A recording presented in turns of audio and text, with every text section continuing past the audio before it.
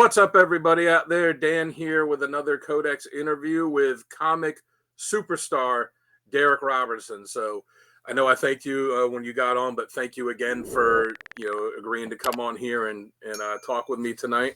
I know that you are very busy right now. I am, but that's nice. But it's nice to be here, and thanks for having me. Thanks. Yeah, but I guess better busy than the alternative. Yes. So we'll just jump right in. One thing I saw when I was looking at your website is that when you were 7, you entered a post-serial drawing contest. That's true. And you won 2 10-speed bikes. Yeah, 2 different contests. But yeah, that's like one of the earliest indications that I had that maybe I was going to be good at this on a professional level, was that I was had 2 10-speed bikes from post-serial. They never got the trip to Hawaii, but... Well, I wanted to ask, what did you do with the bikes? You could only ride one at a time. Did you just have the other one as a spare? Did you give it to someone? Yeah, no, I didn't win them simultaneously. Oh, okay. It was 2 different contests separated by 3 or 4 years. And sadly, the ladder bike, I got a flat tire at one point, and I had been taken so long to get it repaired. I hadn't ridden it in a while, and I ended up riding it down to my local store, like the convenience store, and because I'd gotten so used to walking, I walked right out of the front door and left it there unlocked. And it wasn't till later that night I went, I forgot my bike, and I went back. It was long gone, But I felt sad because I had won it, Yeah. I mean, it didn't cost me anything, but it had sentimental value because You still have the other one? No, I mean that's long gone too. But I was a kid. Yeah.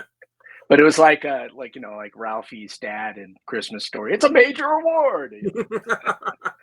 Do you? I saw on there it says you drew Green Lantern and a group of supervillains that you created. In all the work that you've done over the years, did you ever take any of those villains that you created? No. The Green Lantern was just supposed to be like, draw yourself having breakfast with a superhero. You can still Google it and find like little remnants of that contest. So I drew myself like having breakfast with Green Lantern, but Green Lantern was like making the table and everything with his ring. So it was like, I guess, and then I put a lot of detail into the kitchen. I'm sure it's terrible, but good enough to win the prize. I had to sign. I remember like having to sign an affidavit or get a notary that I didn't, like an adult didn't help me, which I thought was funny. And then the second one, it was like I entered 3 different villains, and one of them won. It was fighting Batman. Or they did a thing where I think it was Jose Garcia Lopez artwork on the cards, and it's his birthday today. But like it was like sort of like that great DC stock art, Yeah. And but it was like Batman and Robin swinging into battle, and then I had to draw they left you a space to come up with a villain. And so I ripped off a video game name and did the Galaxian, and but I had him like turning over his shoulder, and I guess that maybe impressed him. I don't know. They sent me a bike. I mean, whatever works. But I did 2. I did 3. I don't even remember what the other 2 were. I just remember the Galaxian one. Oh, I read something too that said when you were a kid that you had read Camelot 3000, and it made you realize what a comic artist could aspire to. Yes. All of us on the station here are huge fans of that. We had, we did a review of it. We've read it. I've got my copies of it sitting off to the side here. I say, what was it about that book, as opposed to other ones that had such an impact on you? It still holds up. I fell in love with Brian Bolland's ability to do everything well. And then I didn't even realize back then it was one of the rare books that he wasn't actually inking his own work. He had Terry Austin inking a bunch of it, and you got Terry Austin and Brian Bolland. That's like an all-star combo right there. Oh yeah. But I just loved the way he could do facial expressions. He did his body positions were so emotive. He could foreshorten masterfully. Like there's some just wonderful moments in there that he pulls off the emotion, and the way he would lay out a page. I remember there's a great sequence where you just close up on Guinevere's eyes, and then another one was like a close up, I think, of Lancelot's eyes. But the way he laid out the pages when they're both talking, it kind of calls back to a moment. So it was really smart use of storytelling, and the way he cropped the panel, like it all came down to the eyes. Like, are they being honest? I don't remember, and I could be talking out my old man head, but that's I just remember it being moved by all of that. Like that, he was definitely the artist I wish I could be. Well, I think I'd say you're pretty good in your own right, but yeah, the Well, artwork in that's fantastic. I remember one thing that jumped out to me, and it's such a minor thing, but it's something that jumped out was the detail that he put like on Arthur's hair when he drew it. That it was Yeah. detailed and looked great, but it wasn't over detailed where he had to draw every individual strand. No, he was just a master at all of that. I mean, he just remains so. I actually, looking over my computer, I have an original Brian Bolland Action Comics cover for Oh, nice. 571, and it was printed so badly that it wasn't until I pulled it up online that I realized how much detail had gotten lost in the oversaturated printing of the 80s. And when you see the original, like the fine detail and the perfect line work that went into it, like it doesn't even come through on the printed cover. So I mean, it was like it's like another level of appreciating the guy's work. It's just masterful and clean. Yeah. And like I said, there's nothing he can't draw well, in my opinion. Like if it's horror, he's drawing something horrific. If it was like Judge Dredd and it was like gritty future violence, did it great. You know, like the four judges, like the way he yeah. would. I remember them scaring the crap out of me when I was like 12. I mean, yeah, he's definitely one of those guys that if you see something on the shelf, regardless of what it is, you're going to pick it up and look at it. Yeah, to this day, he remains my. I mean, I have a lot of favorite artists, but I mean, he is really the pillar for me of what I mean, and mostly because I think his inking is so just unmatchable, and the fact that he went to digital when he did, ahead of the curve of everybody else, it's like having some of his originals. I own 2 pages of Camelot 3000. Oh, wow. So yeah, so I bought those back in the day when I could have when I got a hold of them, and I remember being at a convention in New York, like the first like Comic Con I went to out of town. I was very young. This is when I was doing Space Beaver, and I'd never been to New York City before, so that was an experience in and of itself. But I remember walking in across the floor, and it was like one of those like smaller conventions when Comic Cons were sort of a new thing, relatively. And somebody had that double page splash for sale there, and it was of all of the Camelot 3000 members running at the camera going into battle that first time. And like, boy, I mean, to this day, I wish I could go back and go, here's all my money. But I had no money. Although I did walk away with a Dave Cockrum X-Men page, so Wow. not too bad, Darick. Yeah, that's a pretty good one to have too. I always thought it go would. to conventions. I'm sorry. Go ahead. I always go to conventions like I'm going to get a page of original art, and then I look at it and like I can't afford this. I guess Yeah. I'll get something else. I got lucky back in the day that I was scooping it up before people really had any value on it. I wish I had bought more, but I did pretty good when I was young. Like I knew well enough that I was investing in something I loved, you know, and not really. I only sold 2 pieces of my collection in my entire life, and that was recently. But I had the first appearance of Delusion from Sandman, and and another page with Death on it, and those went for quite a bit. And I was able to take my family on a vacation, but that's the only. But overall, I just hang on to everything because I love it. You know, it's like I like to. It's great holding a piece of that history in my hands. Although, like my office is just lousy with all my original art because we hardly move any, but. Hey, that's still some pretty nice stuff to have around. Yeah. Well, you mentioned Space Beaver. So for anyone that doesn't know, that was a comic that you did when you were 17 and still in high school, right? In 85. Yeah. So what was it like working professionally when you were, you know, still a high school kid, and here you are with your own series? Yeah, I would love to say it was like, you know, some kind of grand experience, but it was nobody in that team knew what they were doing. The publisher just happened to be a comic book store owner with a lot of passion for comics and believed in my work. Thank you, Tibor. But he, it really wasn't, it was intimidating because I had actually gotten the job to do it as a backup feature for another comic that was being published by a friend of mine's publisher. He was inker for a comic called Shuriken, and he was very talented. Michio Okamura. He went on to work in video games, but Michio taught me a lot about inking and about creating art the proper size. I was just doing the original Space Beaver on typing paper with the ballpoint pen and making it up panel by panel because I was just doing it to entertain myself. But he was really impressed at the story and the storytelling, and the characters were interesting. And so he sent it to his publisher, and the publisher offered to do it as backup feature for a book that hadn't been released yet, but they weren't going to pay me. And, like I said, I'm a high school kid. So I was like, I'm getting published. All right, yay, and then I ended up taking the work. I started doing the actual work, and I took it in to show my local comic book shop owner, Tibor Sardi, and he was like, "This is too good to be a backup feature. I'll publish this, and you'll have your own book." And I was just like, "Great!" I didn't know anything about contracts, or I mean, thank God he didn't take my copyright, but he was paying me in comics pretty much, and which wasn't the worst thing, but at the same time, like I know that it sold pretty well because even in the '80s you could sell a black and white comic book. It was just at the beginning of the end of this comic book bubble of black and white books that the Ninja Turtles had started in '84.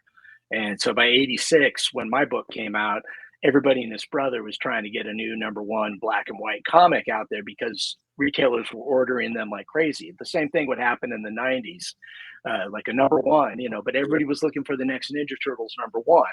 And so they would just order 50 copies sight unseen. And a lot of times those comics would become $10 overnight. Like they'd hit the shelf at $1.50 and be worth, be marked up to 10 by the next day. And because the print runs were often so small that Tibor was going to call the company $10 already. And so that was the little tag in the upper left corner, but we realized that wasn't going to last, so he changed it to $10 Comics, which that was the only title we ever published, and that was all pretty much my work. So like I was writing and inking, and I'd go to high school and get up at 7 in the morning and go to school and try to get decent grades, which I didn't. And senior year I did pretty good, but I just didn't like school, and I always just wanted to draw, and that worked out pretty good. But I would get home, and then I'd go to my after school job, and that would go to like 8 or 9 o'clock, and then I'd go home, and then I'd draw until like 2, 3 in the morning, and then 4 hours of sleep, do it all over again. And I did that throughout senior year in order to get Space Beaver #1 published. But but it was really cool in the fact that like my high school teacher, my art teacher, was so supportive that everybody else was having to do whatever the assignment was, and he'd come over and see me working on Space Beaver, and he'd like, "You just stick with that. Yeah. I'll grade you on that when you're done." I went, "Okay, thanks." And so like I did very well. None of these other did very people well in art class. Yeah, none of these other people are getting published in 2 months. Yeah. You do good. But it was funny. It's like I printed up T-shirts, like Space Beaver T-shirts, and sold them to my classmates, and made enough off T-shirts to take a trip after school. So after I graduated, so Nice. Yeah, entrepreneur from the beginning, I guess. But I hustled my stuff. Well, and there were 11 issues of that got published, and you never did the last one. But then in 2000, they reprinted it, and it was a collection, right? And it was and you did 24 new pages to resolve the cliffhanger that was at the end of the book. Yeah, like going back to it from being like 1985, when this is the first thing you've done and you're a high school kid doing it, to 2000, you're an established comic professional, and it's like, hey, go back to this thing and finish it. Was that what was that like? Sorry to your viewers as I lean out of screen here, but I want to show you because I happen to have a copy of it right here. So right next to my compressed air. So it was fun because I had, the last issue that I did, I was starting to get real work and from real publishers. And so I I only penciled the last issue of Space Beaver number 11, and he brought on an inker who was just learning to ink, and his name was Chris Alexander. He was a good airbrush artist. But so like the last page of Space Beaver that I ever penciled and inked myself before I finished the run was that. I don't know how well the camera's picking it up. Oh yeah, right there. That's good. Apologies if it's I can't quite see. No, that looks good. Yeah. So that was the last thing I ever did, and that was in like 1991, maybe 90. Yeah, like 90, probably like 91. But I was getting, I think, a little better as time went on, and like I started to take it more. My biggest problem with Space Beaver is that I just didn't quite understand. I got scared and started trying to make it a lot more serious than it ever should have been. But that was part of the joke to me. It's like, oh, I think it's hilarious that these, funny animals were so full of pathos and, and it was like bloody violent. That was part of the thing that appealed to me. So like, but this was like a sequence that I felt pretty good about for back in the day where someone plants a bomb in this character's spaceship and it goes down and it crashes. And then, he comes panning into the comic, like panning in, and then, and then a splash of him like crawling out. And, that looks great. I love that kind of stuff. So I started to take it real seriously and got better with my line work, I guess, and I'm only about 19 at this point. But I'm growing bored of it because it wasn't doing any business and I wasn't making any money on it. And, I just started to feel like my dream was going to be working at Marvel or DC. So to go from, I'm going to show you Space Beaver number 1 in 1986, like one of the first drawings I ever did of him. Thought I had a good shot of him running. This is really exciting for your viewers. But, it's exciting for me. All right, cool. Well, here's like a good example of what I was doing in 1986, where he's yelling, "Wahoo!" Yeah. That's 1986.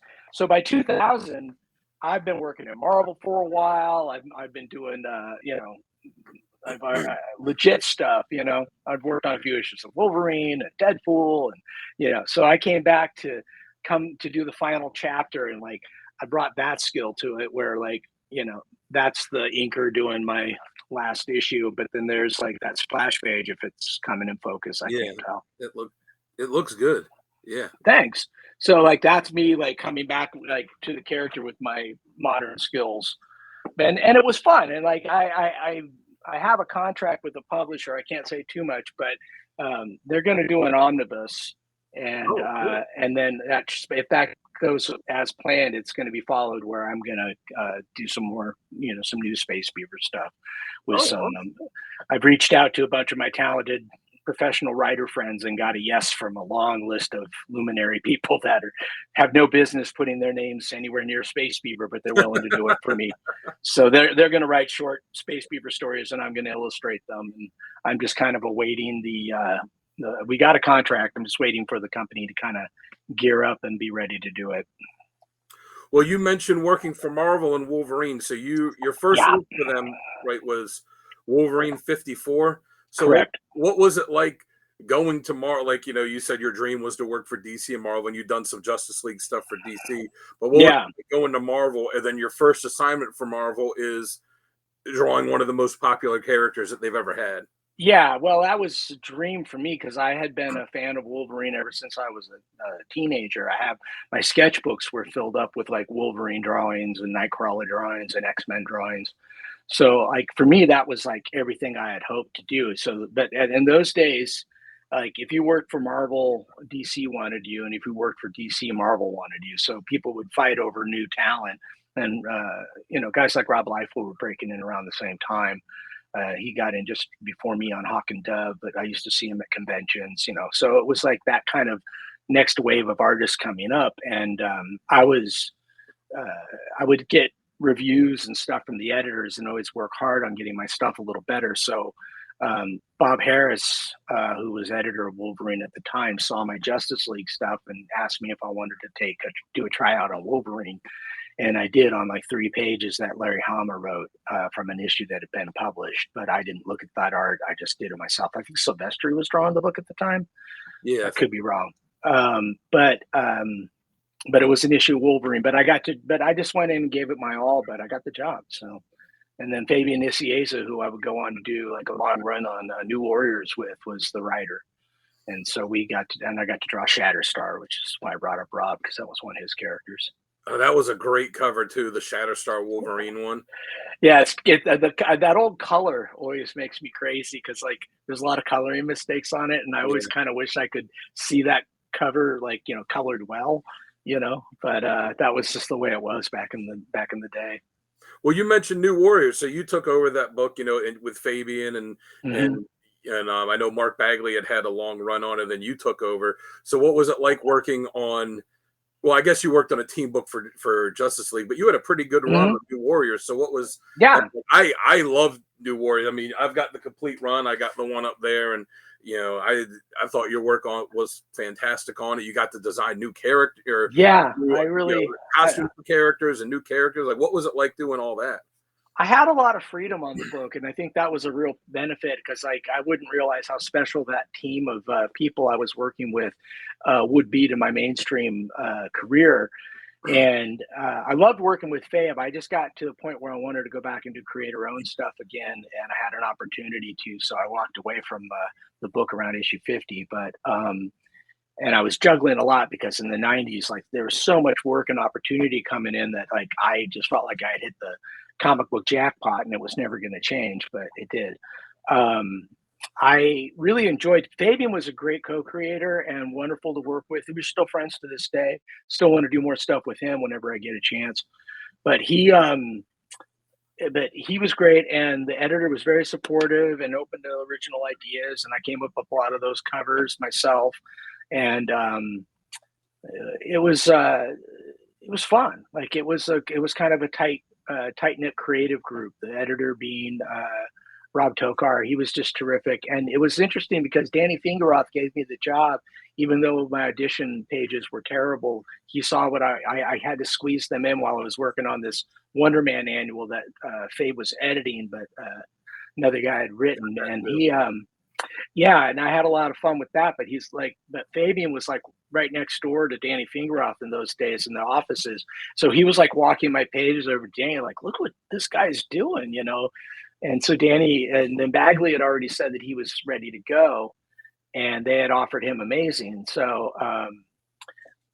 filling in, I don't think I was prepared to walk into my very first monthly book at Marvel, coming in after a guy who was so popular for his run that I was kind of unprepared for the backlash, because a lot of people had my style's not like Bagley's, and I had my own look to my own stuff, and I'm not really good at aping anybody else's style. I just kind of do my own thing, and and I had a lot to learn too. Like that, I consider those years like my big leg period, where everybody had these ginormous long legs, and but I was doing the best I could. Not, his inker stayed on. Larry Malstead did a terrific job, and it was a lot of fun working together. But I remember one day I was in Fabian's office and looking. Occasionally, would go back to New York from California, and I was looking through his files, and he had a bunch of fan mail, and I started to read the fan mail. Don't ever do that. It's like reading the comics section. But the funniest one to me, it kind of stung at the time because I was young and my ego was fragile. I hadn't, I'd taken a lot of lumps with Space Beaver, but I still wasn't quite prepared for the mainstream lumps. But there was a letter that said somebody had taken the time to write a whole page of the word please over and over and over and over and over again. And at the very end said, bring back Mark Bagley. Oh, man. Well, I loved your work on New Warrior. I didn't. Yeah, it's a different style from Bagley, but I mean, everybody's got their own style. Yeah, I mean, by the time I left, I got to be friends with Pat Zurcher, who followed me, and he said I got the same shit. Like everybody wanted them to say like, "Oh, bring back Darick Robertson." Like they don't people don't seem to understand that, like, I didn't walk into the office and go, "Get rid of that Mark Bagley guy. I'm here." You know, it doesn't work like that. And the funniest part is the whole time I'm working on New Warriors, uh, I'm filling in on some other stuff, but then I keep getting asked, "Hey, when Mark leaves Amazing Spider-Man, do you want to take over?" And I was like, "Absolutely." And then it became like when Marvel had gone into their bankruptcy period, Oh yeah. and so, like, people were, like, leaving left and right, so whatever editor I was working with that would make that offer would, get laid off or move offices or something, and then the guy that would take over Spider-Man would come in, give me a small assignment, and then I would get the same offer again, like, "Hey, when Mark leaves Amazing, would you like to take over for Mark on Spider-Man?" And I always said yes. I never got to. I get a bunch of miniseries and a bunch of, like, I got one issue of Amazing that I did, and of course it was all about Scarlet Spider. But but it made me laugh. And Bart Bagley did the cover, but it made me laugh because it's like I was always just like teasing me. You want to be the regular Spider-Man artist? Yeah, Well, you did work on a lot of Spider-Man books. Like I you, did. was it? Yeah, I I mean, even wrote a couple. I wrote and drew a couple Spider-Man stories.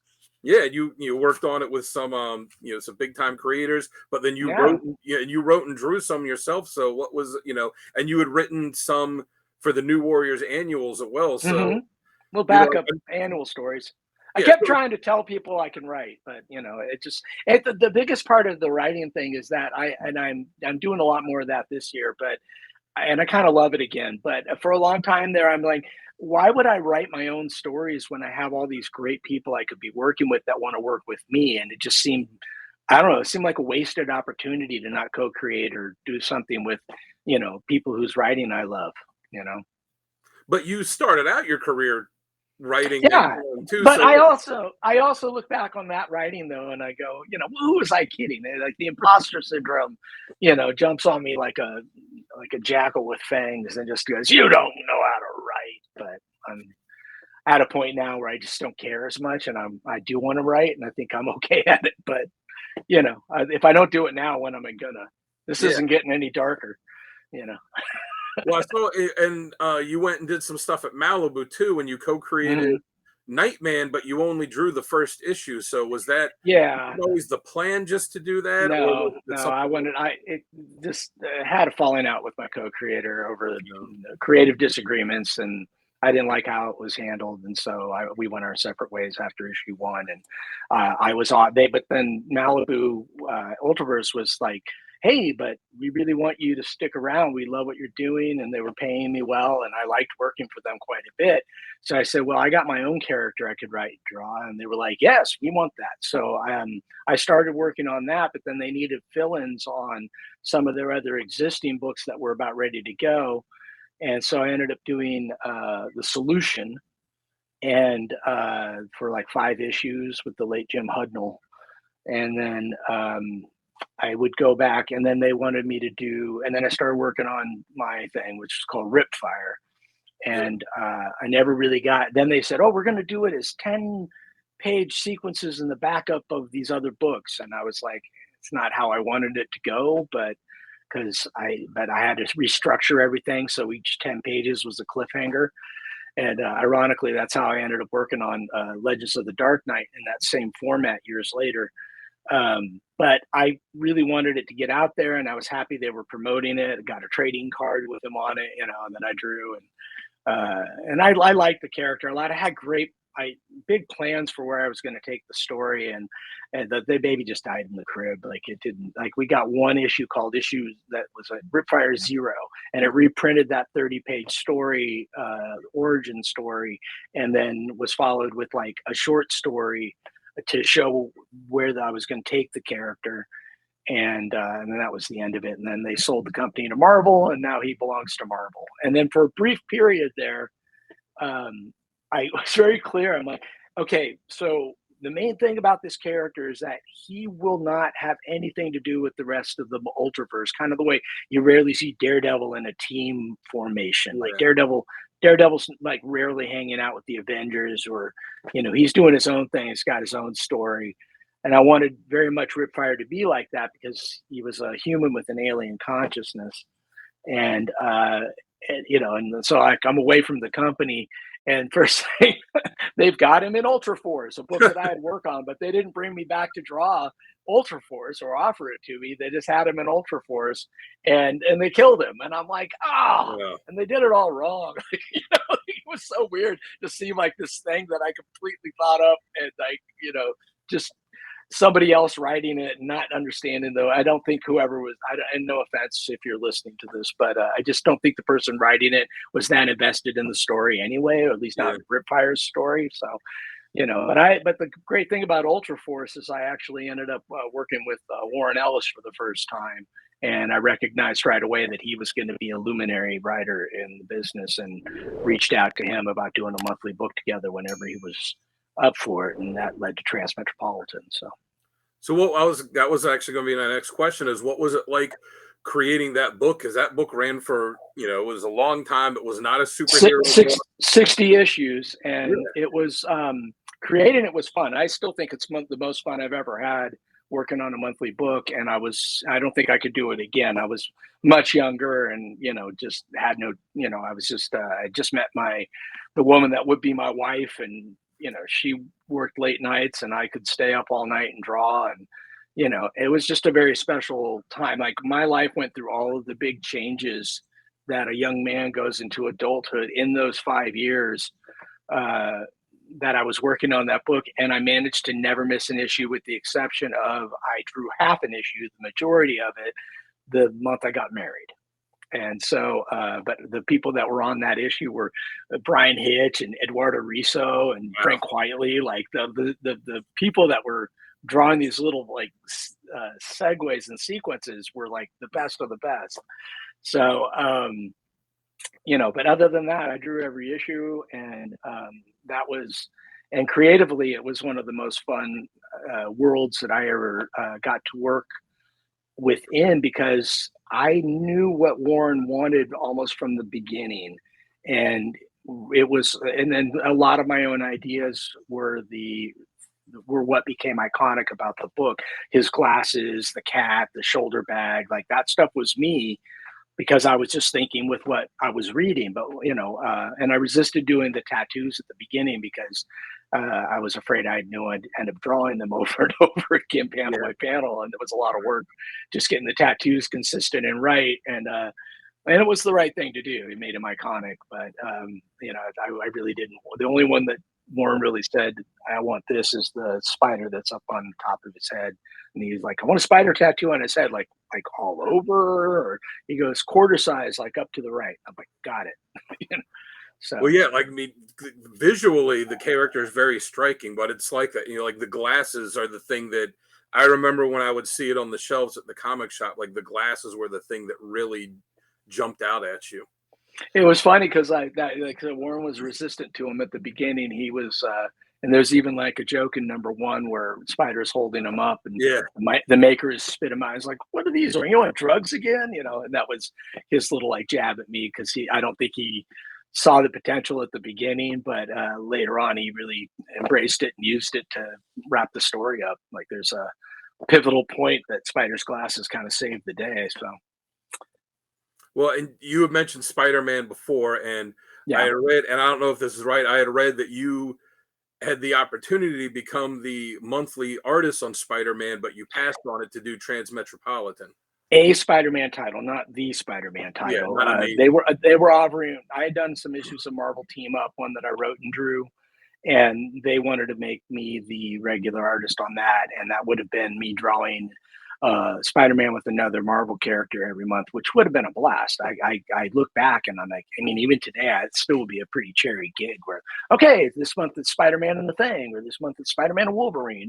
That would have been a lot of fun. I would have enjoyed that, but that's something I might have even angled into writing and drawing if I had played my cards right. But Marvel was going through such a hard descent at the time that it just didn't feel safe to take on a monthly book with a company that was changing their minds a lot. And at the same time, like, I wanted to work with Warren, and I was even thinking about getting out of comics, because it just looked like the whole industry was going under, and all these comic book shops were closing. And like I said, when Marvel declares bankruptcy, that's pretty terrifying.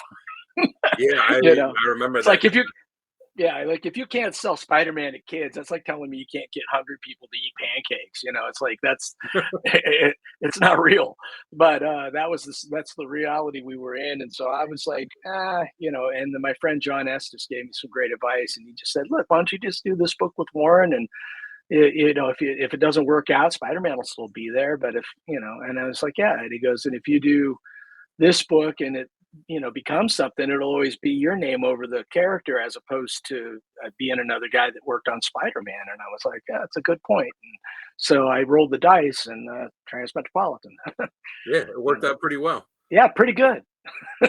So it like you said, ended after 60. Was it always meant to, like when you Yeah, guys started, did you know this is where we're going to end or about where we're yeah. going to end, or did you just We kind of come up with it? No, we had he had a set ending from the beginning. He was very clear about it. So like I was even when it was winding down, we had kind of talked about maybe making it go further, but then we had discussed maybe doing prequels instead, if we wanted to bring it back, like backstories about Spider before Transmetropolitan, like what drove him up to the mountain and things like that. But it never manifested.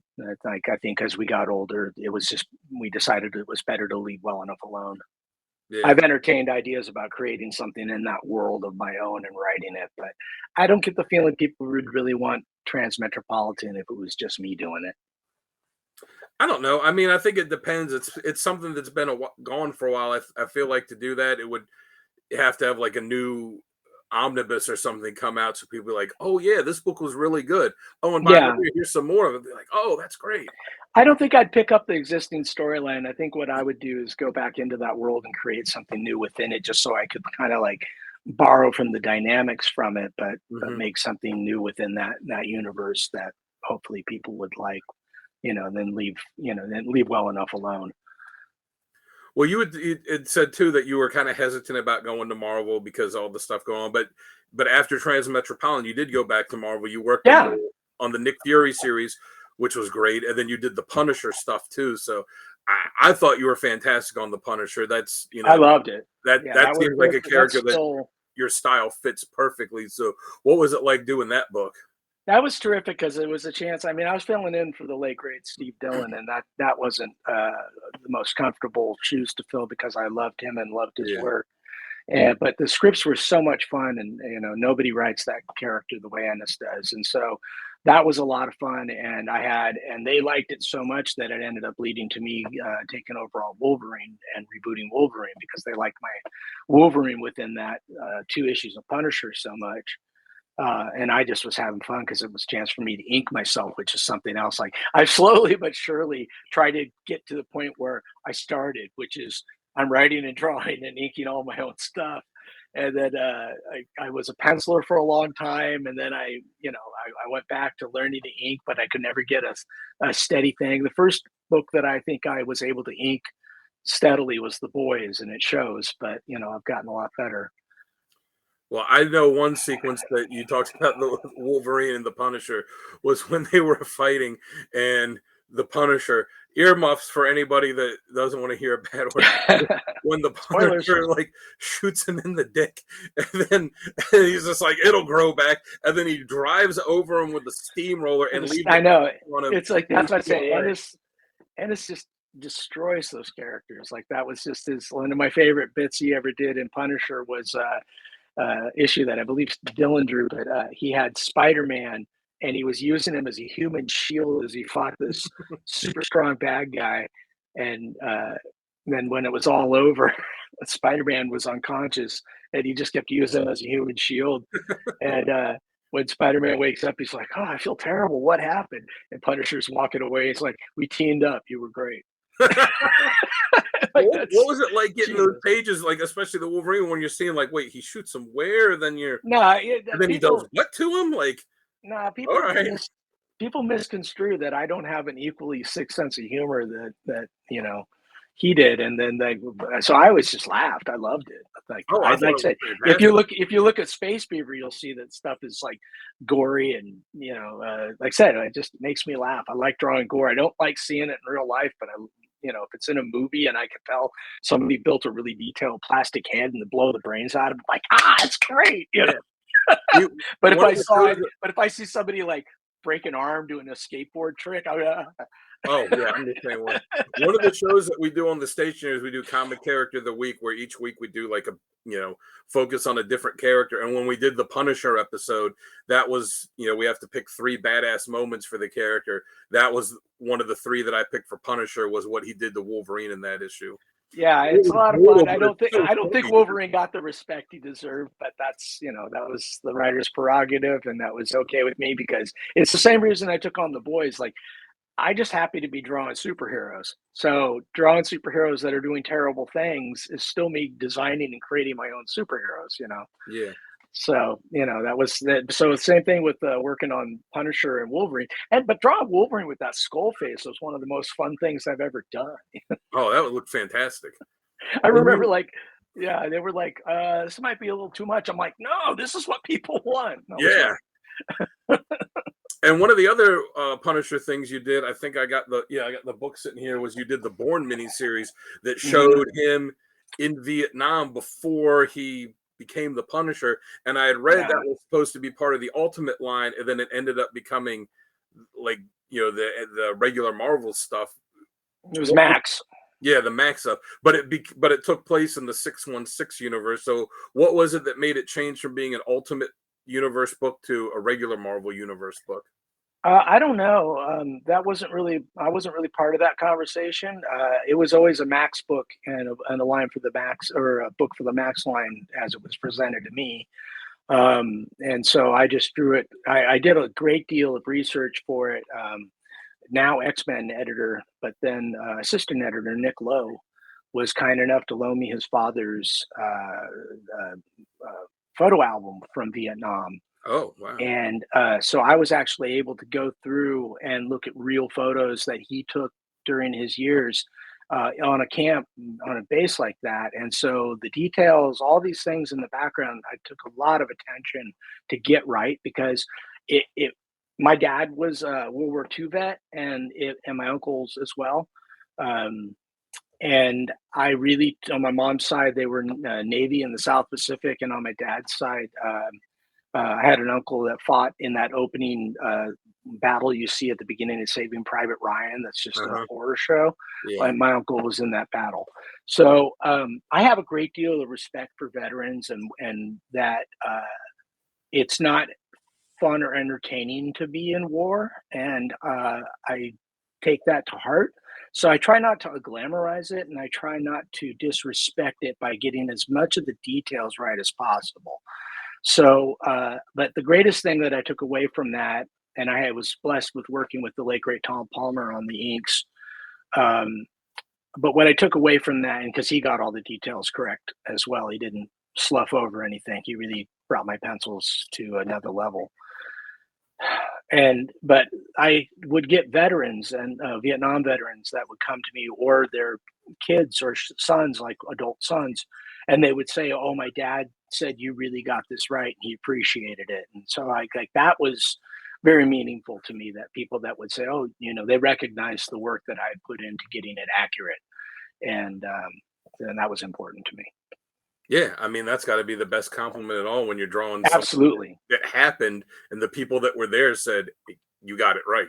Yeah, and that meant a lot to me. That's what because I wanted to, if I was going to set fiction and a reality, Garth wrote a very heartbreaking story and an intense story, and I liked his premise very much. With, was the Punisher driven crazy by the death of his family, or was he always crazy and just looking for an excuse? And that's what that story really brings to life, is that the crazy was always there, but but at the same time, it was like such a profound and horrific story that I didn't feel like it glamorized anything. It just Frank's survival instincts, are what brings him through that whole thing. And you would see the roots of the Punisher in that. Yeah. And you were talking, and going back a little more, you were talking about how you went and you worked on Wolverine too. Another thing I read was that there was, when you started working on Wolverine, you had kind of one idea, and then there was this company line mandate that Wolverine had to be drawn like Hugh Jackman. So yeah, it was more, and to be fair and to be clear, it wasn't so much Hugh Jackman. Hugh Jackman in X2 had just blown up huge. It was like the biggest Marvel movie they had had to date. And what they were really saying was, he looks like this in the Ultimates. This artist is drawing him tall and skinny. This guy's drawing him like a troll. Like, we need to have one uniform look for Wolverine. Yeah. And then they said, and because it's popular, like the way Jackman is portrayed him is a good example of people would recognize him from the film. So let's try to create a Wolverine that looks like the one in the films. That's accurately what they were angling for. My problem is I had already drawn a bunch of the issues, and being forced to redraw stuff that was already approved. And I was under exclusive contract at the time. It was very difficult to manage the time and keep the book moving forward. Oh, I know it. I draw some too, and I know it's always a pain to go back and like, all right, I drew this. Now I got to go back and redraw this part, not the whole part of it, but this one. Yeah. Part, but it's got to fit in what's already on there too. Yeah. So it was like, and and I'm also a big like nerd for. I had all the Marvel handbooks as a kid because I would study them, and they would show you like their height is this. It says it in the book, and so Wolverine is 5'3", and it's in the Marvel handbook. And I'm not a tall man, so if I stand up real straight, I'm about 5'8". If I'm, that's if I'm not slouching. And I know if he's this high, that, and then Scott Summers is like 6'1", 6'2". So Scott's like, quite a bit taller, and yet you'd see these covers and they'd be like face to face, or he'd be like Jean Grey and Scott would be kissing, and they'd be like close to the same height, but then Wolverine and Jean Grey would be the same height, and that makes me crazy. I like the fact that Wolverine was this little short guy because it made him stand apart from the other superheroes, and it made him unique. It's like everybody kind of had this good looking Scott Summers, Peter Parker kind of thing going for him. Not Wolverine, not Logan. Like, Logan was this little squat dude from Canada that just liked to go, and when he wasn't being a superhero, would just hang out in a bar and smoke and drink. And some idiot would probably make the mistake and elbowing him out of the way at the bar, like, because he'd hang out in these rough spots and get out of the way, Runt. And they would call him Runt in the comic books, get out of the way, Runt. And like, oh, can you imagine being the idiot that does that to Logan? Yeah. Disrespect somebody in front of him. What was it like working on the book overall? Because that was your first Marvel, and then you went back to it like that. Yeah, Greg Rucka was an absolute joy to work with. We got along terrifically, and he would always ask me at the beginning of each issue, well, what do you want to draw? And towards the end there, I had an idea for him. I said, I want Wolverine to run and jump off a cliff and through the windshield of a helicopter and then slice up the pilots. And he's like, okay. And so I got to do that. And then I noticed they did that in Wolverine Origins. Like, he actually does the same thing after. So I was like, hey. When he would ask you stuff like that, would you ever kind of think, let me think of something crazy and see if he can actually incorporate it into the story? I thought that was pretty crazy. But, or something that would be like, I wouldn't do it. No, I wouldn't do it to challenge him. We were very much, we were very much in sync on the whole thing. And so, and one of the great things that Greg brought to it is like, he brought a level of thinking to it that I hadn't really even done myself on Wolverine. But he said, okay, well, the X-Men is what Wolverine does when he's being Wolverine. I'd like to do a Wolverine series about what he does when he's not with the X-Men, and what kind of life he lives when he's not around them. And I'm like, well, that's interesting. And then we were like, okay, well, we both kind of despise the fact that at that point, Wolverine was like using his claws like willy-nilly, like he'd be opening beer cans with them or cutting off the end of a cigar and stuff like that. And I'm like, yeah, he goes, that's painful. Like you wouldn't really want to self-inflict pain. It breaks the skin every time he pops those things. Yeah. And I said, yeah, that's a good point. So he also said, like a samurai, he doesn't take his blade out of its sheath unless it's going to have blood on it when it goes back in. Mm-hmm. So it was like, he wanted to treat the claws like they were samurai blades. And I thought that was really cool. So if you notice in the first 5 issues, like it builds up to him finally going berserk and popping the claws. Yeah. It's like it was like a big deal when we finally see the claws. So there was never anything when he said, what do you want to draw this issue? And you're like, I want to draw Wolverine eating some froyo. Figure it out. No, I didn't want to do a. I wanted to do a page where he was like on a stakeout. It didn't work out this way in our story, but I pictured him in a tree, like waiting for his moment to go into the Brotherhood's camp, and I wanted him to be like and out there so long, but because of the healing factor, he could handle it.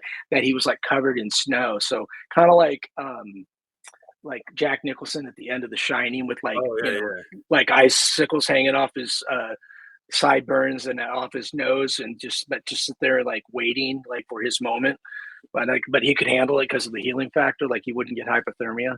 So I thought that would be a really cool image, just Wolverine up in a tree, like Logan in his leather jacket and boots, but just covered in icicles and snow, but blending into the tree because he's covered like almost camouflaged. But didn't happen. No, go ahead. Sorry. I said it didn't happen, so I didn't get to draw that. One day. Maybe.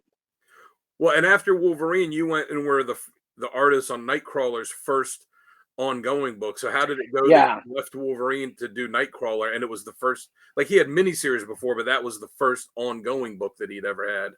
Yeah, it was really great. Again, another awesome writer, Roberto Aguirre-Sacasa, who would kind of exit comics and go to like rule TV on the CW with Riverdale. But yeah, I loved working with Roberto. We both had a real passion for the character. I loved what he brought to it, and the inker on that book was amazing. And it was fun. I got to draw a lot of the X-Men, which I enjoyed, and it was like a horror book. So he was trying to do like X-Files meets the X-Men, and I love that element of it. He was like he wanted Nightcrawler to be sort of a metaphysical investigator, like for the X-Men. Like if there was some kind of metaphysical thing, then Nightcrawler would be the one to investigate, and that was fun. So it was like a bit of a horror comic element to it, and I wanted to do. We really had big plans for it to be an ongoing, but we didn't know at the time that they weren't really going to make it an ongoing. They were doing like a bunch of solo titles with the X-Men at the time, and so we got interrupted in the middle of our run, and then they brought it back, and then they ended it. So it was like one of those situations where I thought we were going to do it. I would have stayed on that book for years because he's next to Wolverine. He's my favorite X-Man character. So. Oh yeah, I mean, he's one of my favorites too, and I always love the interactions in the old school X-Men between Wolverine and Nightcrawler and Colossus because they were all so different, but they worked so well together.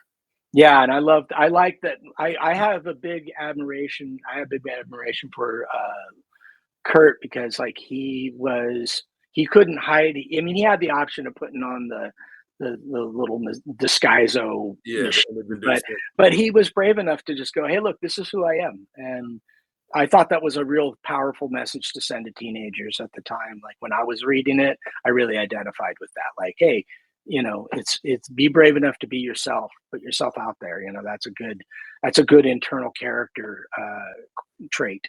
Because he was and I like that we got to go a little bit into his past, and I got to draw him as a baby. And one of my favorite covers I did was him in the sideshow, like just huddled up in the dark on straw behind bars like a freak. Because I wanted that piece of it to be, I wanted it to be kind of heartfelt. Like knowing what he had been through and what his young life was, the trauma he went through, I thought made him more strong that he would actually defend humans and, go on to be a hero. Yeah, he's a great character. Like you said, he had this trauma from his past. He looks like a demon, but he's deeply religious. And then he's also this just fun swashbuckling character too. Yeah, the religion thing came much later. I never really picked up on him being religious when Claremont was writing him. None of that was really in there. I don't know that I would have. I think it was more for the irony of the character, the contrast that they brought in this thing about him being religious, because it didn't fit him to me. But that's the fun about comics. Other people get a hold of these characters and they do their thing with it, and that's all good. But my personal take on it, I liked him being more of a romancer. Like I like the swashbuckling. I like that he was more of a swashbuckler and a little bit of a, no pun intended, a bit of a rogue. Like I love that issue of Paul Smith drew where he was dating. I'm blanking on the character's name. She was a stewardess, and she Oh comes yeah, back, and he's hanging out on her couch with a little ball, and he's like, "Hey, I thought maybe you'd rather have the real thing." I'm like, "Wow, that's I'm 15. I had dated anybody, but I was like, that's so slick. yeah. What a smooth move there, Kurt." How can I incorporate this into my dating life? I did make a little doll of myself for my girlfriend at the time. Wasn't Well, nearly as cool. you talked about how the book didn't go on as long as you wanted, and when it Yeah, ended, unfortunately, we tried to cram as much as we could for what we had planned for the second year was amazing, and we tried to cram a lot of that into the last 6 issues, and it felt rushed, and it was, and so but when that ended, you made the decision to resign from your Marvel contract so that you could go do The Boys. What was it yeah, like to make that decision to leave Marvel and a contract job that's, all right, this is set, this is steady, to go do this, create our own thing that maybe, maybe it lasts a long time, maybe it doesn't. I mean, it worked yeah. out pretty well for you, but what was it like, making that decision? Well, I mean, I'm really grateful for the years that I was under exclusive, but it's not as consistent as you might think. But Yeah. at least it wasn't for me. So I wouldn't always know what I was going on to from project to project, and that became uncomfortable. Hmm. So I like to know what I was really excited about what I was working on. I wanted to do Wolverine for much longer, and then they decided to shift gears. And I was loving Nightcrawler, but then, like I said, it was their decisions to do what they want. And as an employee, you do what you're told. And I'm grateful for all of it. Everybody was it was a good time to be working at Marvel, but it was a very unpredictable time as well. So really, at the beginning, when I finished Transmetropolitan, Ennis had come to me and said he had this idea for the boys, and it was going to be set in the Hitman universe more than Oh, its own thing, and originally. But when we started really getting into it, we realized it wasn't going to work. Like they were never going to let us do the stories we wanted to do, and so I think it was my idea, or definitely a mutual idea, to let's make our own characters, and then we'll do allegories the way Alan Moore did the Watchmen. And so, like he took, I don't know if you know this about the Watchmen, but they were all the Charlton heroes. yeah, And Rorschach was supposed to be the question, and right, yeah, I can't remember, all of them. Like, Captain Atom was Dr. Manhattan, Blue um, Beetle was the Night Owl, yeah, so you can go through the list and find the Charlton allegory for them. But and DC told him, like, we just got these characters, we can't have you kill them all. right, and they wanted them to be kid friendly. Yeah, So they didn't. So Alan just took them and told his story with his own characters, and I thought that was a great example of what we could do with the boys. And but at the same time, I had just been offered Wolverine an exclusive contract, and I was a new dad, and I'm like, I need this. I got to do this. So I said, you got to find somebody else to draw this if you want to co-create it. And but he waited a year, and I was kind of really regretting it from the moment I had to say no. And he came back around and said, "Look, it's got to be you. I really want to do this with you. Would you consider doing this when you're done with your Marvel contract?" And I was like, "Absolutely." And I'm another smart decision was co-creating that with him. And I always knew that doing a book together. He was even telling me in the beginning, like, "I went out preacher, preacher," and I'm like, "I'm your man. I'm your Huckleberry." So, and we did, like and seeing the TV show is just incredible that it's gotten this big, and it's like so much larger than the world that we were imagining and creating. And seeing Homelander pop up in memes now, like, it has everything to do with Anthony Starr. But at the yeah, same time, I'm like, I can't help but look at those little eagles on his shoulder and that red, white, and blue cape and go, yeah. Well, and when it was originally published, it was DC and Wildstorm, or Wildstorm under DC, that did yeah, it for 6 issues, and then I guess it was too much for them, and they canceled yeah, it, and they which gave was, you back the rights. Was there ever a worry once that happened, like, hey, this oh could be yeah. it for this, like, we might not find anyone else to do it until Well, no, that was Dynamite came never along? that wasn't quite an issue. What happened was, like, Wildstorm was supposed to sort of be Image, but under the DC publisher imprint. And the problem was is they had recently integrated, and so you had this mature reader's book with like ads for Justice League and Batman in between. And I don't think that was sitting too well with the DC as a publishing line. So they were actually quite magnanimous and fair-minded about it, because they could have just sunk us and put us in a they could have really made life difficult for us, and they did not. They were actually fantastic to work with. They just decided it wasn't good for them, for their line. So they said, you can take it wherever you want. I was under exclusive with DC to do The Boys, and it was weird because it was selling like crazy, but they just weren't comfortable with it. And but we ended up we got an offer from pretty much every publisher in the industry, and I Oh, ended up going. So we had no trouble. I mean, it was over the weekend after it got announced that it was wow. canceled. People were like, my phone blew up like never before. And I ended up going with Dynamite because I go way back with Nick Ferrucci, and I thought that would be. He promised me, "Hey, I love the book. You guys can do whatever you want." So Well, and you guys certainly did. I remember when the book came out, it wasn't anything I knew about. I just saw it. I was in the comic shop the week it came out, and I was, looking through all the stuff on the new rack shelf, and I'm like, oh, what's this? The Boys. I'm like, oh, Garth Ennis, I like him. Like, oh, Darick Robertson, I like him. And I flipped through it. I'm like, yeah, I'll check this out. And one issue led to two, led to three. I was like, all right, look, this is great. yeah, it's I'm very proud of the series. It's great seeing how they've adapted it and taken what matters from the comic and done their own thing. So you can read the comic and it won't spoil the show, and you can watch the show and it won't spoil the comic. So with the Boys, like you talk about the TV show, that's become a massive hit with Yeah. Amazon. But they've made a lot of changes from the book to when they did the TV show. Um, are you at all involved with the making of the show?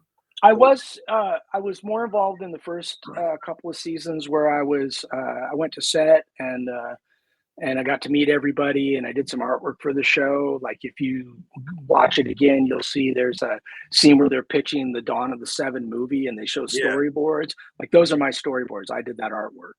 Hmm. So like so my artwork got like front and center, and like the very first image you see at the beginning of episode one is like a team shot of the seven, and it becomes kind of like a Marvel parody where it all comes together to be Vought. Like that artwork is all mine. So Okay. and they hired me to do a bunch of stuff like that. So in that regard, I was and it was really cool when I went to the set because my artwork was hanging all over the walls and the producers' rooms. Like they really, really loved the comic, and Eric Kripke was really clear about it. In our first meeting, before he even wrote the first episode, he sat down with me at San Diego Comic Con and said, "Well, what do you want the show to be like? What's important to you?" And I was like so honored that he would even take that time and consideration to ask, because so many times, like people will get the rights to a thing and they'll try to keep the creators far away. And so that was a good sign right there. And I met Seth Rogen also, and he was like, "Oh, I love your comic. I love the Boys." And so they were real clear that this was a labor of love for them. And so they've tried to be very faithful, but I have to remind people that a comic book is a different beast than a TV show or a movie, and they have different things they have to achieve in a certain story arc that you Hmm. can go on and on and on in a comic book, but you can't have long speeches because there's limited amount of space on a page for dialogue, whereas film doesn't have that problem.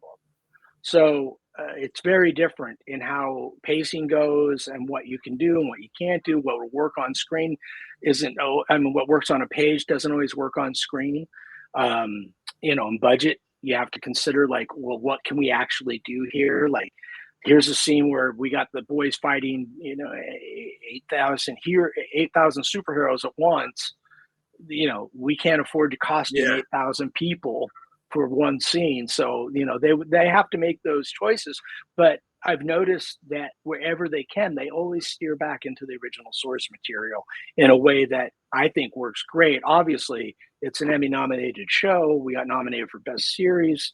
It was, that's not small potatoes. So the fact that they've done so well with it, that it's respected, and we're going into season 5, it's amazing. I was just hoping it would last one season.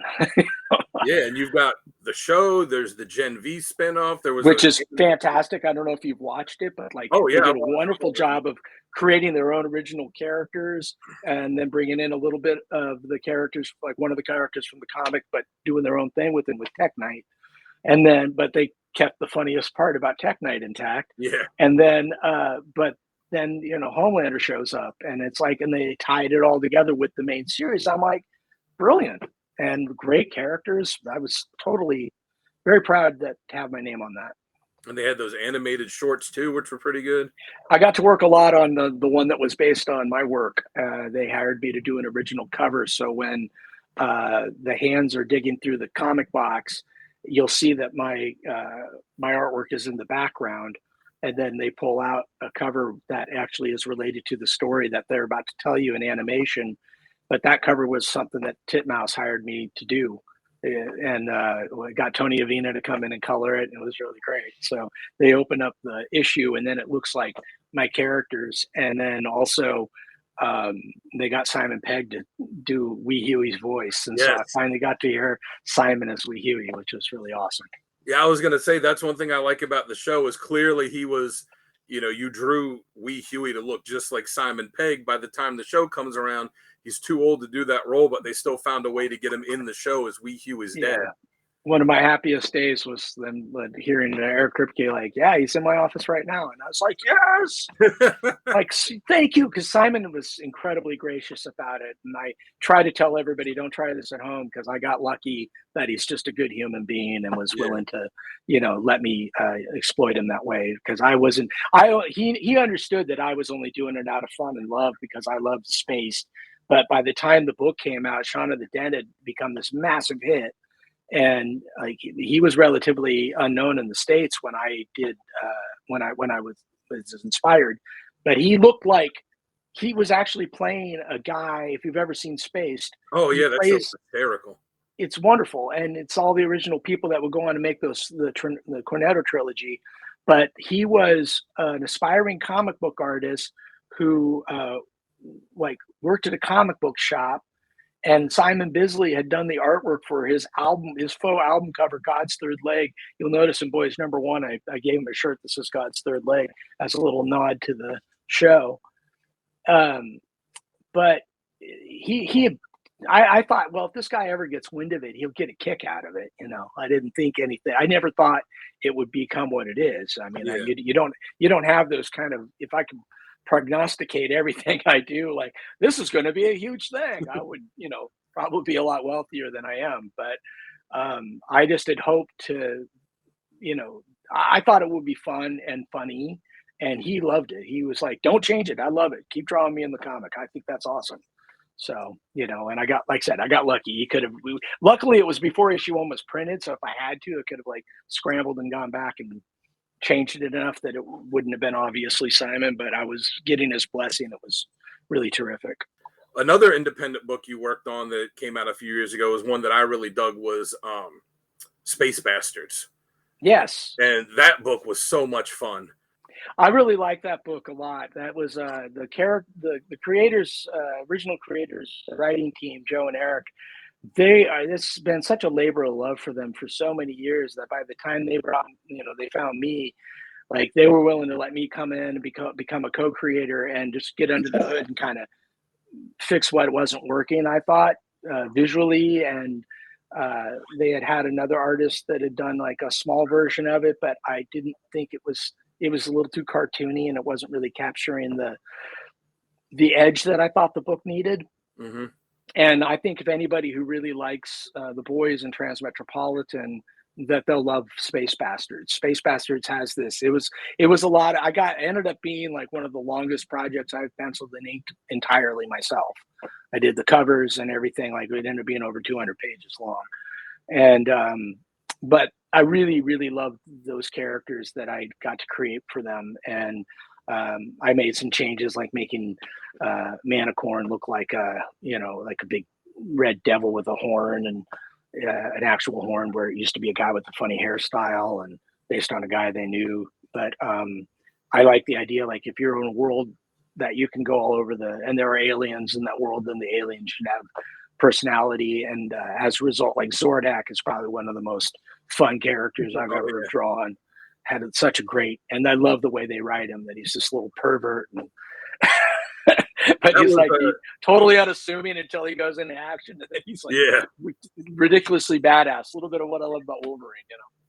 And that was a book that, like, page to page, like, you just never knew where it was going to go. No, and that's what made it so much fun. I would take their crazy. It was based on a screenplay they had written, and I would take their ideas and try to reel them in because I could tell they hadn't really written comic books before, Mhm. and they love them, and especially Eric, but like they don't really understand that.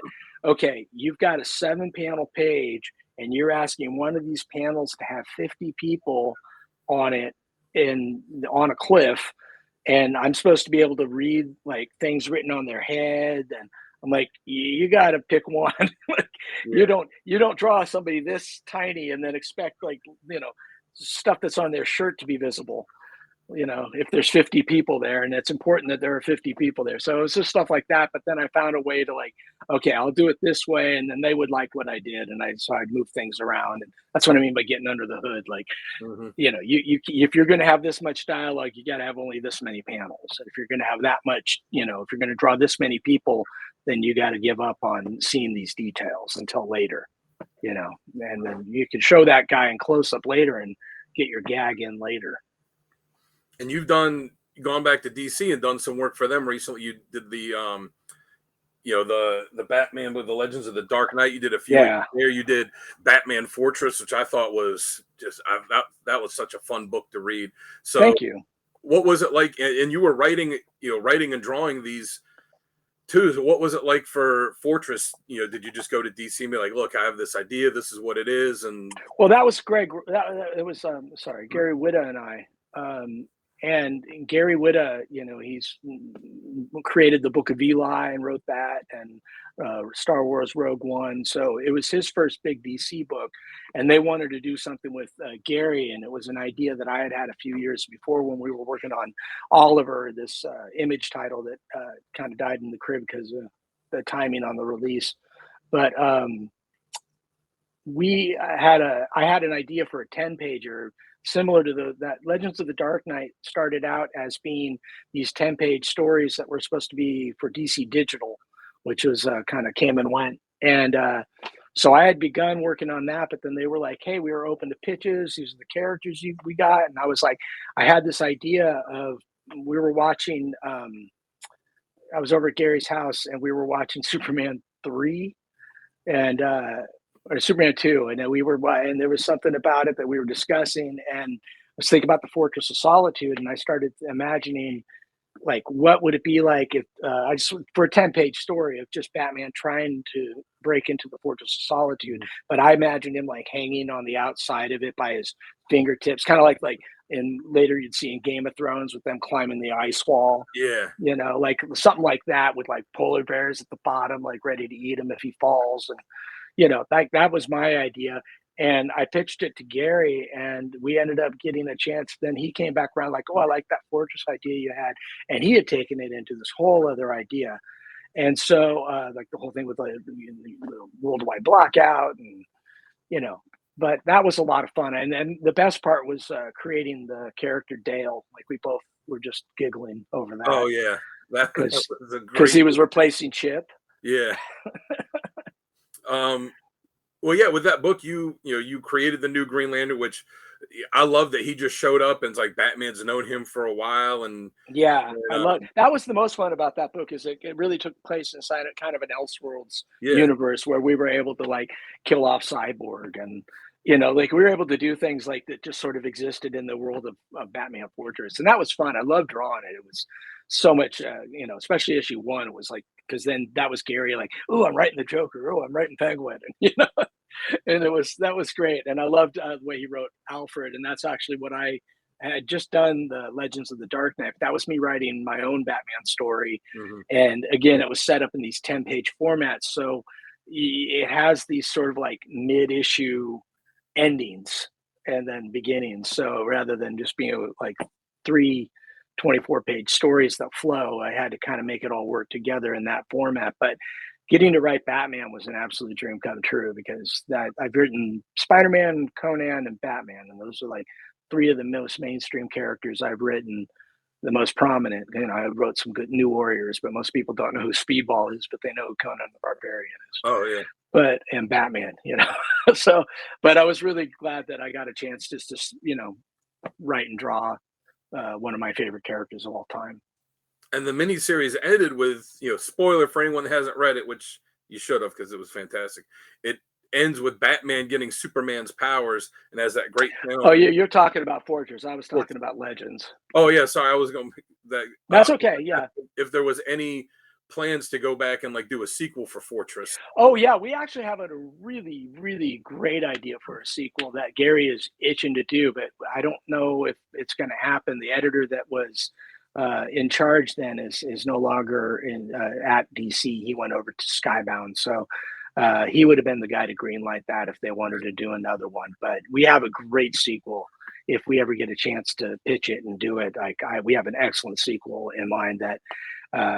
I don't want to spoil anything, but I mean, yeah, Gary and I have discussed it, and we would love to do it. I hope you get to. I think Fortress 2. I don't know if it would be called Fortress again, but if we did Fortress, I'm going to call it Fortress 2 for this conversation. But if we get to do it, I think it's a better story than the first one. Oh wow, because that first one was pretty great. Thank you. I'm really happy you enjoyed it. That was a real labor of love for both of us. It was, the interactions between Batman and Luthor, and all the stuff going through, like, it's almost like a heist movie. Like, I'm gonna go put together my crew. That's exactly what yeah. Gary was going for, was a heist movie. He said Ocean's 11 was his inspiration. Yeah, and then like all the stuff when you get into the fortress and all the stuff's like, oh, you got to get past this and this and this. Like, yeah, man. I thought that was. I never would have thought of that. Like for me, that was like Gary on his next level screenwriting ability.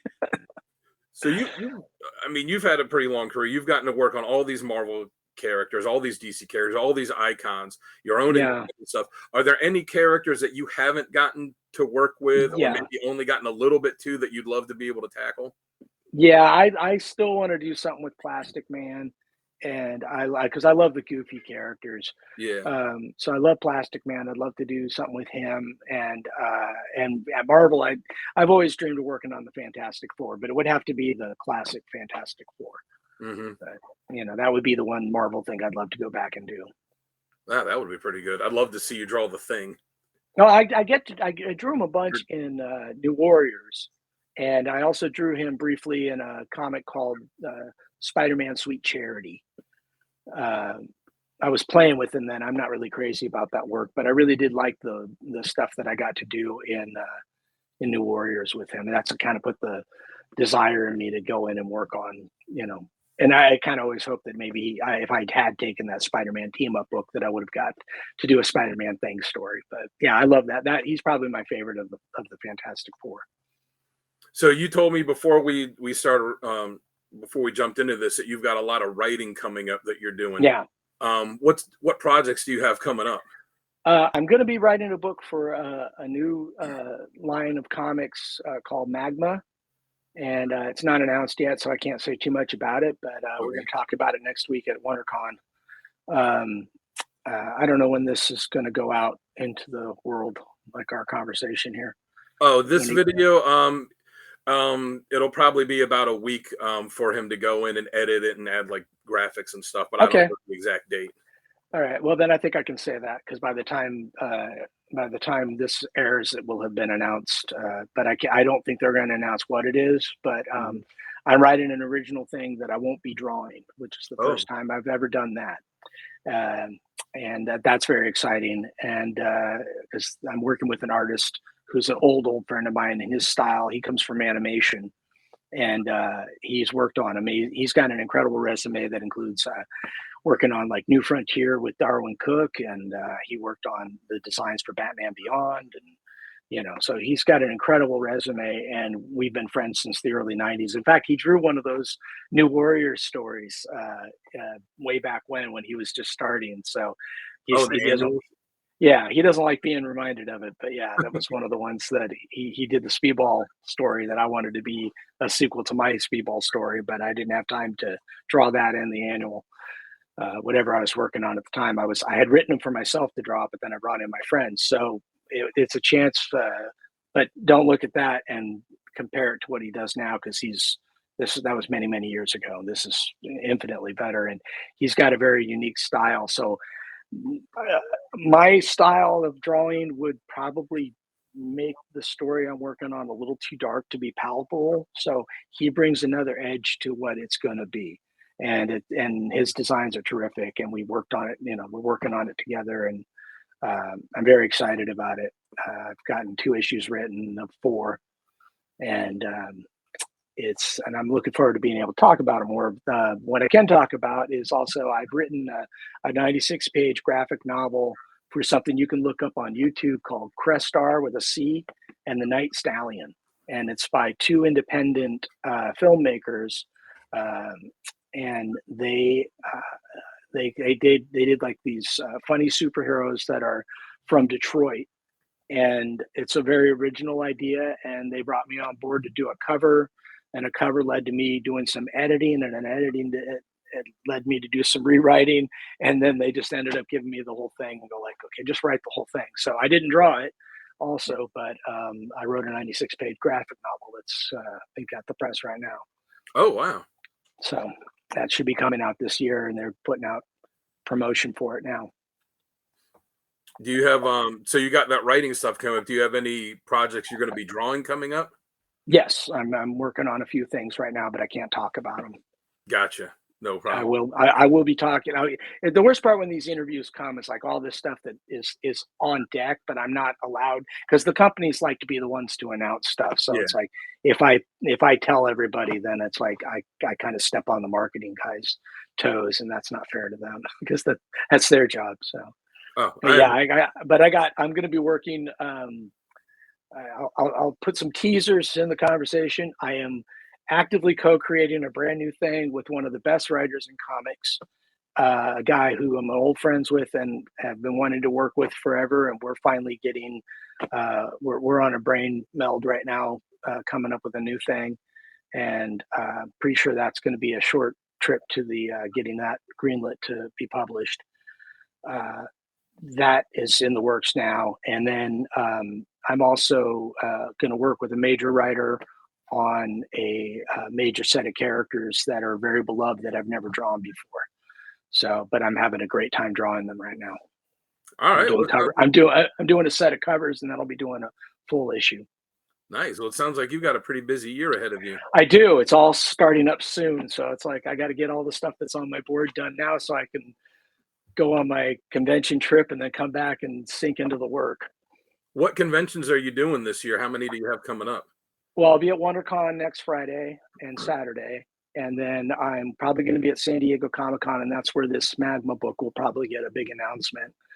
And then I'm going overseas to do a convention in Prague, in the Czech Republic, and that's I leave for that next week. Nice. Yeah, that'll be a fun trip. yeah. Prague's wonderful. I haven't been there in 20 years, but I hear it's even better than when I was there last. So it's a really fun city.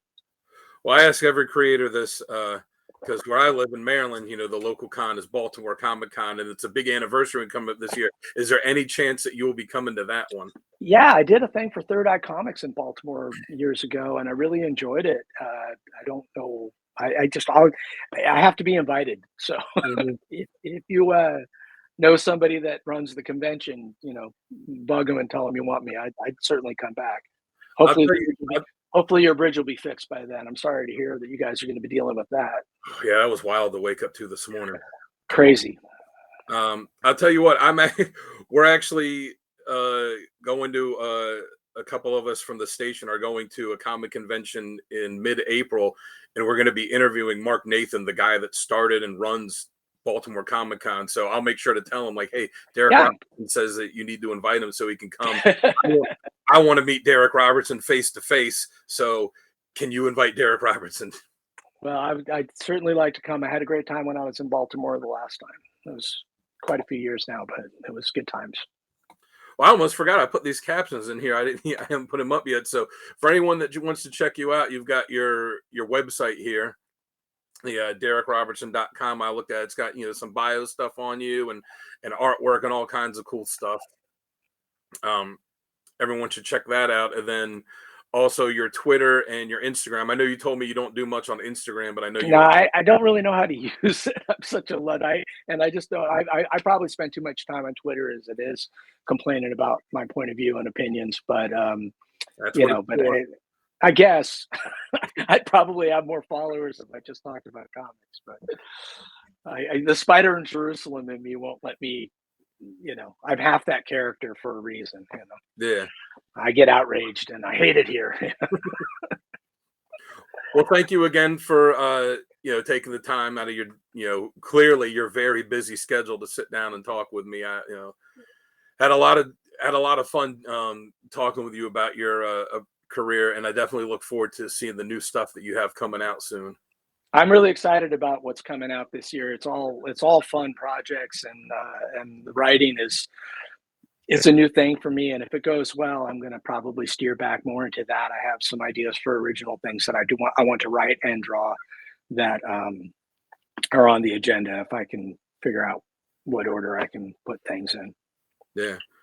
Well, the more the better. And then season 5 of The Boys is coming out soon. June 13th. June 13th, yeah, so just a couple months away. Yep, I'm excited. All right. Well, again, thank you for taking the time to talk with me. Again, check him out You're on welcome, Twitter Dan. and Instagram. Check out his website. There's a lot of cool stuff on there too. I had fun looking at all the artwork and stuff that you have on there. And also make sure to check us out online too. You're at thecodexstation.com. You can meet the team. There's links to all of our socials there. You always hear us spiel about it. So go check that out. And, again, Mr. Robertson, thank you for taking the time to talk with us, and look forward to seeing what you have coming up. Oh, thanks so much, Dan. It was great talking to you too. Yeah. Thank you.